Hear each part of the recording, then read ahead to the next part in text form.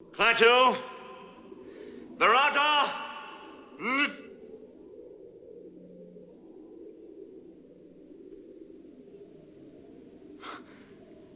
necktie, nectar, nickel. Noodle. It's an N-word. It's definitely an N-word. Bruce Campbell has been regarded for decades as the king of B-list movies. Even one of his most famous lines from one of his most popular film franchises, Evil Dead, is "Hail to the King, baby." And you don't just get to that level by proclaiming yourself to be so. Bruce has 128 credits as of 2020 on IMDb.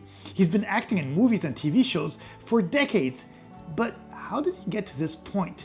Bruce Campbell was born in Michigan on June 22, 1958. His mom, Joanne Louise, was a homemaker, and his father, Charles Newton Campbell, worked in advertising for many years, later teaching in different colleges as an adjunct professor, and was also an actor and director in local theaters. This kind of goes to show that acting was most probably already in his family, and he might have even gotten the acting bug from his dad. Campbell's acting began as a teenager, making short Super 8 movies with future famous director Sam Raimi, whom at the time was just a regular teenager like Bruce. They were attending Wylie E. Grove's high school together, and if you don't know who Sam Raimi is, well, he is a filmmaker best known for creating the cult horror Evil Dead series. He also directed the Spider-Man Trilogy and is known for producing TV shows such as Hercules, The Legendary Journeys, and its spin-off Xena Warrior Princess. During Bruce Campbell's college years, Campbell and Raimi collaborated on a 30-minute Super 8 horror flick entitled Within the Woods. This movie is very similar to the original Evil Dead and features two teenage couples who decide to spend the weekend together in a remote cabin in the woods. An evil force starts to stalk them, possessing the teenagers and making everyone kill one another. The movie is starring Bruce Campbell and was made in order to attract initial investors.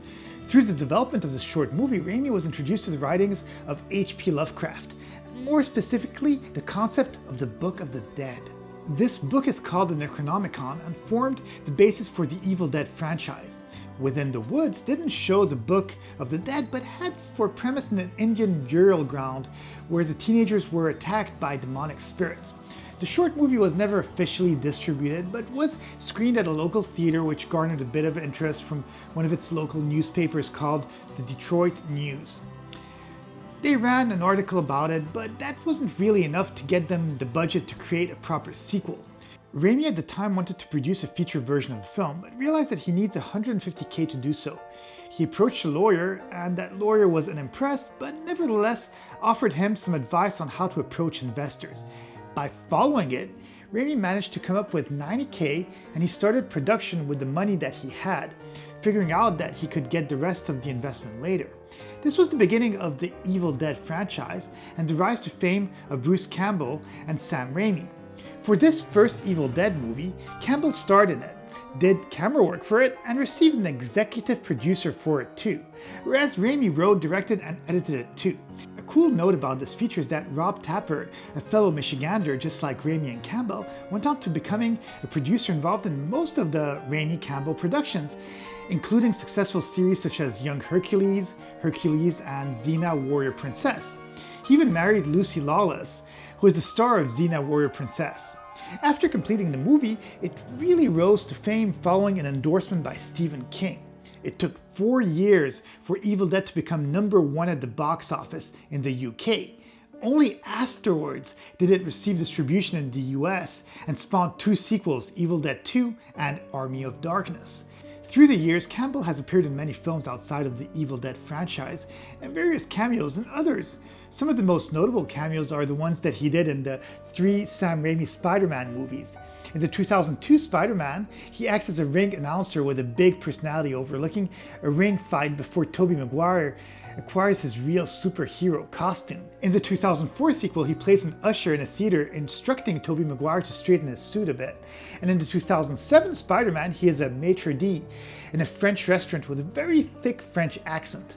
Bruce Campbell once described his various appearances in the Spider-Man movies as such. In the first one, I named him. In the second film, I defeated him. And in the third film, I teamed up with him.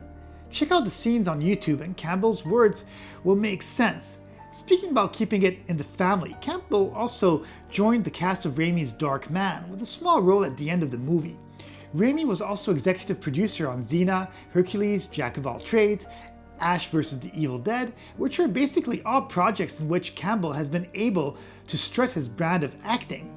The fact that Sam Raimi keeps on using Bruce in his projects shows, even for small parts, well, it just shows that their friendship has transcended for all of these years. Other than the Sam Raimi directed, produced, written stuff, Bruce Campbell has had some extremely memorable roles, such as playing an old Elvis in a nursing home for the iconic low-budget movie Bubba Hotep. If you haven't seen it, do yourself a favor and go watch it. This movie tells a story about an ancient mummy terrorizing a retirement home. Who would be better than an aging Elvis and a black man who claims to be John F. Kennedy in order to stop the murders? Even though the movie is a comedy horror, it also deals with deeper themes of aging and growing old in a culture that only values the youth. The thing is with Bruce is that his style of acting often feels bigger than life. Whatever role he takes on goes between the line of theater, reality, insanity, and genius. If you're looking for worthwhile movies where Campbell shines, I'd give the two Maniac Cop movies a try. They are both slasher movies with a lot of 80s feeling in them. In short, the franchise is based around a murderous ex-police officer that returns from the dead and seeks revenge on the people who wronged him. There's many more films that Bruce Campbell is involved in, which are worth watching, but I feel like that's a video in itself.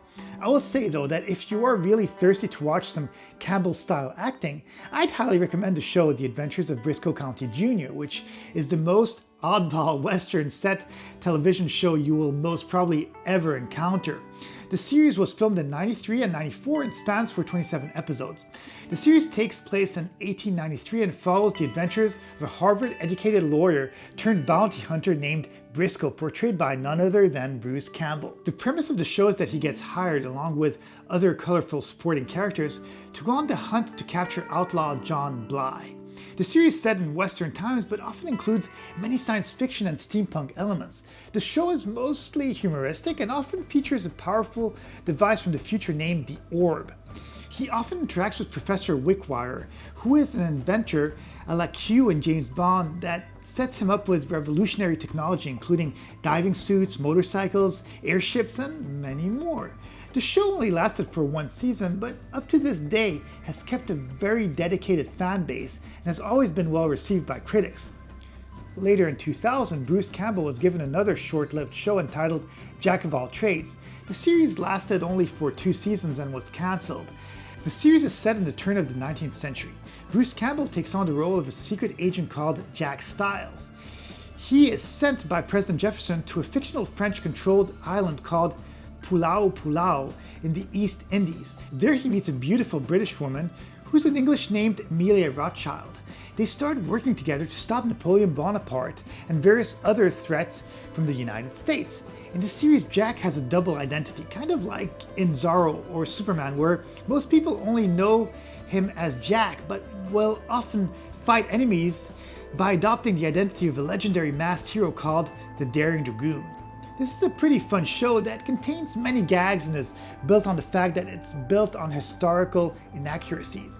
For example, in the series, Canada is part of the French territory and not part of the British Empire. Another running gag is that throughout the episodes he becomes responsible for many historical events but never receives credit for them. If you're a fan of Bruce Campbell, this is definitely a must. From 2008 to 2013, Bruce Campbell became part of the main cast of Burn Notice. The title of the series refers to the burn notices that are given out by intelligence agencies to discredit or announce the dismissal of agents who are considered unreliable. Think of it how John Wick gets attacked from all corners of the world because a bounty is set on him. It's not as extreme in the series, but getting a burn notice means that a spy's connection to an espionage agency is terminated, leaving them without cash or influence, thus resulting in no identity. In this series, Bruce Campbell plays an aging semi-retired covert operative and former Navy SEAL low on cash named Sam. In order to stay afloat, he sleeps with many older Miami women in exchange for food and shelter. He presents himself in the series as the guy who knows a guy and relies often on his inexhaustible list of contacts. In 2015, Bruce Campbell reprised his role of Ash William for Ash vs. the Evil Dead. If you're a fan of the Evil Dead franchise like me, you must have been jumping up and down through the roof. The series is set more or less 30 years after the events in the Evil Dead saga. During that time, Ash kept on working in the supermarket business and works as a stock boy for a shop called The Value Stop. There he works with someone named Pablo and his girlfriend Kelly. In this sequel series, Ash hasn't done much with himself in the events after his time travel adventure to 1300s that occurred in Evil Dead Army of Darkness. The beginning of the series sees him living in a trailer and drinking alone in bars. At some point during the pilot, text from the Necronomicon is read, and Ash has to become a hero once again. Pablo and Kelly join him on his journey fighting the Evil Dead. The pilot of the series was directed by Sam Raimi and written by Sam Raimi, Ivan Raimi, and Tom Spezialy. The series was successful in its first season and was quickly renewed for a second season. Due to some of the rights to Army of Darkness still being owned by Universal, any mention of the events of that movie could not be talked about. By the second season, they resolved these issues and everything was peachy from then on. By the third season, viewership had declined and it was cancelled without a fourth season, which is kind of ironic because it leaves Ash lost in dystopian future, which is very similar to the alternate ending of Army of Darkness, where Ash is given a sleeping elixir and he ends up sleeping too long to find himself in a messed up future. Outside of acting and being in various movies and TV shows, Campbell has featured his voice in several Evil Dead themed video games, Pitfall 3D, Spider-Man games, and many more. Seriously, the list just goes on and on and on. As for animated movies, he did voices for Cloudy with a Chance of Meatballs, Cars 2, and Fogax. Lastly, if all of this wasn't enough, he has actually written a couple of books. If Chins Could Kill, Confessions of a B-Movie Actor is actually a really good book and it goes in depth into the making of Evil Dead and Campbell's life. This book was released in 2002. In 2005, he released a book entitled Make Love the Bruce Campbell Way. The plot tells the story of Bruce struggling to get into the world of A-list movies. This is a very comical book that was later recorded as a 6-hour audiobook in the form of a radio drama. I highly suggest listening to the radio drama version of the book as it's very entertaining and well done. In 2017, he released a proper sequel to his first book entitled Hail to the Chin, Further Confessions of a B-Movie Actor, which depicts the events that happened to him from 2002 to 2017. Well, that's about it for the history of Bruce Campbell. As of late, he's been doing voices for the animated series Tangled, the TV series, and The Last Kids on Earth. If you look at Bruce's IMDb, you will notice that he's been in many more films and projects. Going through all of them would take many videos, but in the meantime, I really hope that you enjoyed this video. Please be sure to subscribe and smash that like button. Turn on the bell notification too, if you want to be alerted as soon as I upload a video. Have a great day, and I'll see you in the next video.